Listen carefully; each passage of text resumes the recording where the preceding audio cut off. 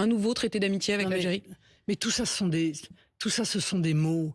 Ce qu'il faut, c'est que l'Algérie récupère les OQTF algériens. Voilà, c'est assez simple comme concept. Voilà. Il faut qu'elle arrête de refuser d'appliquer le droit international. Il faut qu'elle arrête, encore une fois, d'accuser la France de tous les maux, alors qu'une grande partie des responsabilités sont les leurs dans la situation de l'Algérie. Et si elle se comporte en nation mature, en nation majeure, au sens qu'elle n'est pas dans la minorité, elle n'est pas, elle a la majorité, vous voyez ce que je veux dire, eh bien, il y a très certainement moyen que la situation s'améliore. Vous parlez de la question des OQTF. En l'état, c'est non, voilà. En l'état, c'est non. Laurent Nunez, qui était mon invité cette semaine, disait que son homologue, c'est-à-dire le ministre des Affaires de l'Intérieur algérien, allait venir probablement la semaine prochaine en France.